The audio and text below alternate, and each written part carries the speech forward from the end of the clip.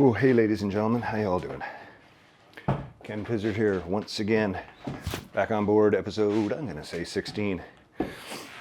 Today I thought I'd revisit a pretty fundamental part of skateboarding. And that is the pivot.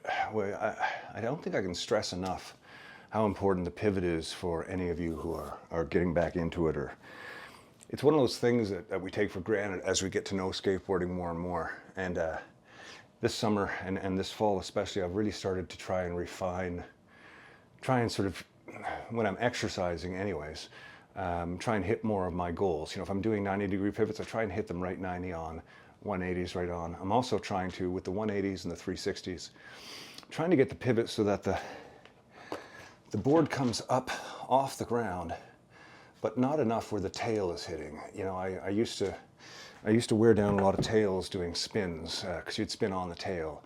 So I'm really working on just lifting the board enough to kind of get it to move and keeping my control.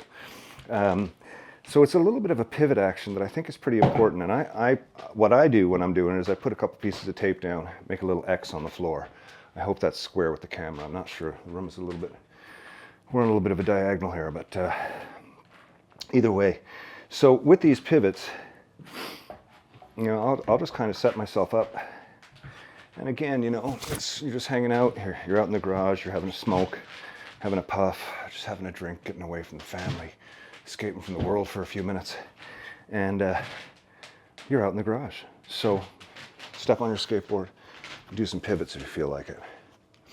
So the basics of the pivot, you know, 90-degree pivot is basically that. And then a 180, of course, is 180. And both of these, when you have momentum and stuff involved, as you will when you're skateboarding and moving, a lot of it is following the shoulders.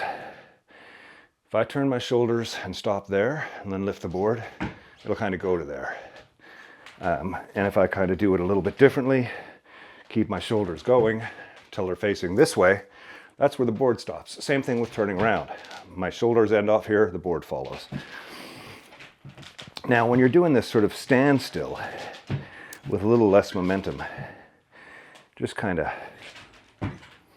and I'm just kind of focusing on getting a nice spin, 90 or a 180. I'll usually commit to it and tell myself, you know, this is going to be a 180.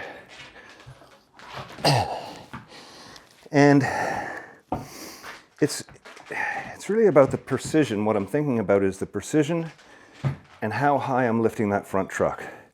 You know, I'm not going like that where I'm scuffing the tail, not going really fast. The other thing I'm focusing on is trying to imagine all the pivot weight right in the center of this back truck so that when I spin, the back truck is hardly moving. There might be a little bit of movement when I stop. I'm just finding this kind of focus on my pivots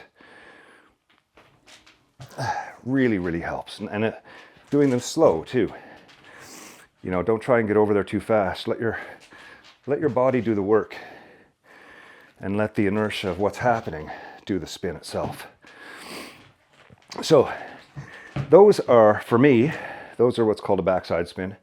If I'm going up a transition, I'm going to come down that way. I'm going to spin this way, spin. Now, alternately, if I'm going up a transition, I'm going to come down over there. I need to get my spin that way. So for this one, it's a similar thing. Now this, of course, is my less dominant, so it's far from the same accuracy as going this way. But again, I'll do the same thing, 90, 90, 180, 180. And again, I'm really trying to focus on that lift. See, that's exactly what I'm trying not to focus on. It's getting that energy over those bolts to just do a very simple spin. This is one of the exercises I'm doing, and now you can see why I'm doing it.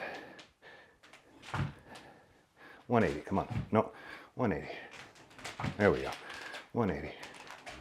And sometimes it takes a minute to get your movement and your groove in there, getting the balance of the weightlessness by the little hop, plus the shoulders spinning. There's a lot going on.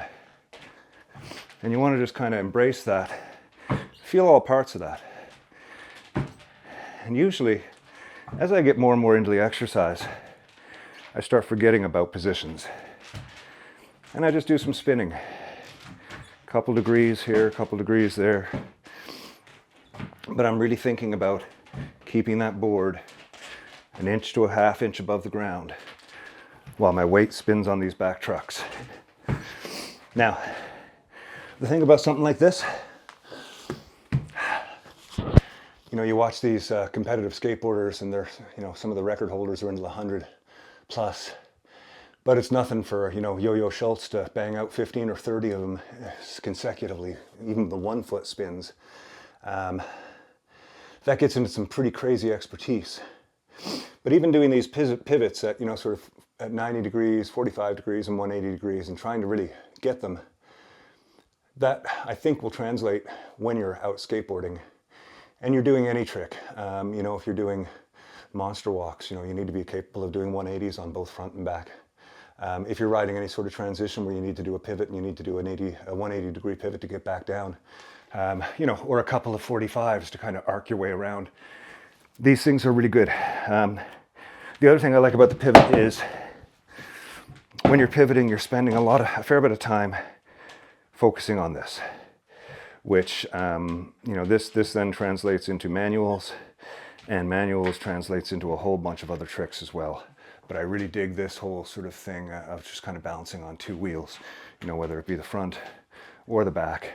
And I love any exercise that kind of pushes me to do that. You know, and little pivots, just a beautiful way to kind of practice that stuff. Anyways, ladies and gentlemen, welcome to thanks for watching episode 17, where we revisited pivots. Next time, we're going to take a little look at, we did switchblades, pivots. Oh, I know I've got something exciting for you. Well, tune in to find out. Cheers.